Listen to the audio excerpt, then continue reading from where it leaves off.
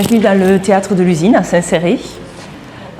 C'est un lieu donc, qui a été construit en 1913. C'était à l'origine une usine de bagages et qui a cessé, les ateliers de bagages ont cessé leur activité en 1981. Et Olivier Desbordes est arrivé quasiment immédiatement dans les lieux avec le festival d'art lyrique et la compagnie Opéra Éclaté. Voilà. Donc depuis quasiment 30 ans, c'est un lieu qui est dédié à la culture. Depuis quelques années, on fait aussi une saison d'hiver qui se déroule d'octobre à mai. Mais depuis quelques années, on a été obligé de quitter les lieux parce qu'il n'y avait plus de chauffage, pas assez de confort pour accueillir le public. Donc là, on est très content de pouvoir à nouveau accueillir dans de très bonnes conditions le public et les artistes. Alors, la billetterie est ouverte toute l'année. La grosse période d'affluence, c'est pendant l'été. On accueille quasiment 15 000 festivaliers sur le festival de Saint-Céré. On vend aussi ici des billets pour le festival de théâtre de Figeac. Et pendant l'hiver, nous sommes ouverts les après-midi, donc d'octobre à mai, pour vendre les spectacles qui se déroulent dans l'usine et aux alentours sur tout le territoire, puisqu'on part aussi de Souillac jusqu'à Sauceyrac. Voilà. Et je vous présente donc un nouveau coin de la billetterie, qui est le coin de librairie. Donc ça, c'est une nouveauté qui correspond assez bien aux valeurs qu'on a voulu transmettre avec ce lieu. Donc des valeurs d'échange, de rencontre. Donc les gens peuvent venir ici, se poser pendant les horaires d'ouverture de la billetterie. Voilà. Donc se poser sur les canapés et découvrir les livres qui sont proposés par la librairie Parenthèse de Saint-Céré. Donc des livres en rapport avec la programmation, donc le jazz, la musique classique et le théâtre. Voilà. Donc nous voilà dans la salle historique du théâtre de l'usine qui a été rénovée. Donc c'est ici qu'avaient lieu avant les opéras. Il y avait des gradins tout autour de la salle qui ont été détruits pour y construire des loges d'une part, un bar d'autre part.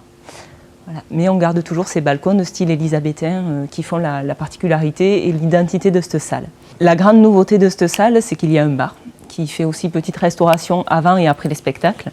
Ce bar, en fait, tout comme le coin librairie, voilà, fait partie des petites nouveautés du théâtre de l'usine et des endroits de partage et d'échange avec le public qui n'existaient pas avant et on nous l'a beaucoup demandé.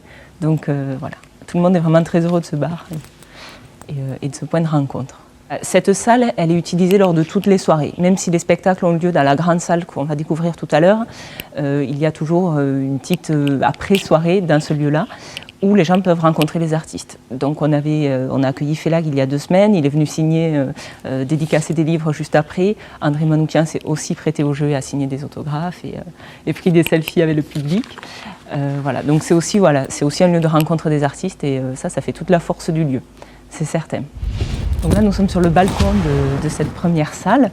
Tout autour ce sont des loges, voilà, pour les artistes que nous accueillons. Et là on a une très belle vue sur cette salle de concert actuellement utilisée par Jekyll Wood. Voilà, c'est un lieu de concert évidemment, mais aussi un lieu de création et de travail pour les artistes.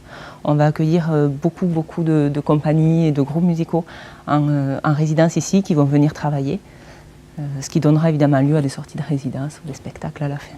C'est une salle de concert de musique amplifiée, mais pas seulement.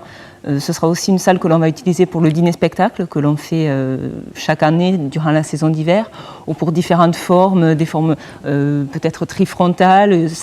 Cette salle nous permet d'installer une scène au milieu, sur un côté. Voilà. Donc on peut faire vraiment plein de choses et imaginer plein de choses dans cette salle. La particularité du théâtre de l'usine étant la porte, une immense porte en fond de salle qui relie les deux parties du théâtre. Voilà. Donc on peut les ouvrir. Je vous propose un petit arrêt devant cette toile de Jacques Villègle qui fait partie de l'exposition Mouvement qui nous est proposée par l'Artothèque du Lot. Donc une exposition aura lieu en permanence dans les locaux de l'usine et va changer tous les 2 ou 3 mois. Voilà. L'Artothèque fonctionne comme sur le principe d'une bibliothèque, c'est un prêt d'œuvres d'art. Voilà. Donc cette exposition sera ouverte au public pendant les horaires de la billetterie. Le public vient, me demande un petit livret de visite de l'exposition et peut venir dans les locaux découvrir toutes les œuvres. Voilà. Donc là, nous empruntons l'escalier des artistes qu'ils empruntent pour entrer en scène, donc qui est complètement nouveau. Hein. Tout ça fait partie de la rénovation de la salle, mais qui reste toujours dans l'esprit un peu usine et industrie propre à ce lieu. Donc suivez-moi. Donc, je vous invite à rentrer dans la grande salle de l'usine. Donc nous arrivons là sur la scène complètement nue du théâtre. Voilà. scène où s'est produit il y a maintenant 3 jours l'orchestre du Capitole. Donc près de 60 musiciens étaient là. Donc c'est près de 15 mois de travaux qui ont été faits pour construire cette salle de 400 places. Voilà, de 400 places assises, à l'acoustique extraordinaire, puisqu'elle a été étudiée par l'acousticien qui a également fait la Philharmonie de Paris. Voilà. Donc l'acoustique, nous la voyons sur les murs, avec ses pans de bois irréguliers, et aussi de grosses caisses de bois qui ont été placées sur le plafond. Voilà. Et la salle a fait preuve de son acoustique excellente dimanche dernier à l'orchestre du Capitole.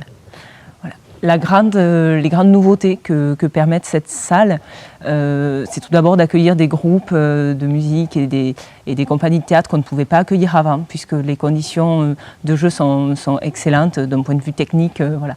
C'est bien mieux que ce qu'on pouvait proposer avant, mais c'est aussi fantastique pour le confort du spectateur, puisque la salle est chauffée, climatisée. Voilà.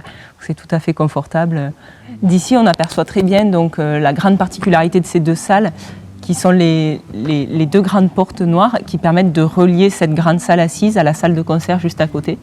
Voilà. Donc on s'est servi de cette particularité lors de la première soirée du 23 janvier, où le public a été invité à traverser la scène où avait joué le groupe Blonde Blonde Blonde pour passer dans la deuxième partie de la soirée pour le bal et boire un coup tous ensemble. Voilà.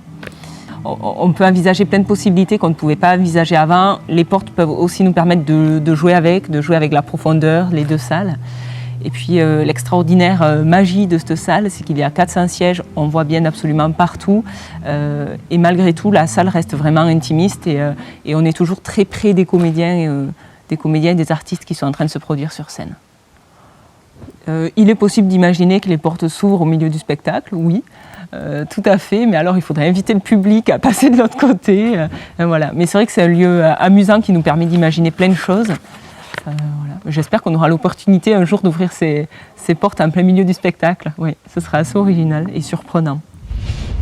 Donc là, nous sommes sous le préau de l'usine et tout autour de nous se regroupent plusieurs projets culturels.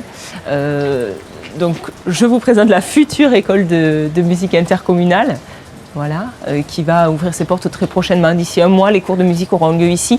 Donc c'est plus de 200 élèves qui, quasiment tous les jours, vont passer, venir prendre des cours et qui passeront par cette cour centrale de l'usine, de tout ce regroupement de structures culturelles.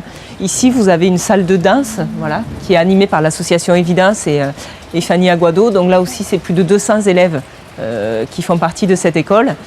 Et après, voilà, donc en haut, vous avez les hébergements pour les artistes quand ils vont venir en création et en résidence chez nous, une fabrication de décors au rez-de-chaussée, nos bureaux administratifs à l'étage, voilà. C'est véritablement quasiment un campus culturel qui est en train de se construire à Saint-Céré et qui va vivre et s'animer autour d'une cour centrale qu'on pense un petit peu comme la place centrale d'un village, finalement.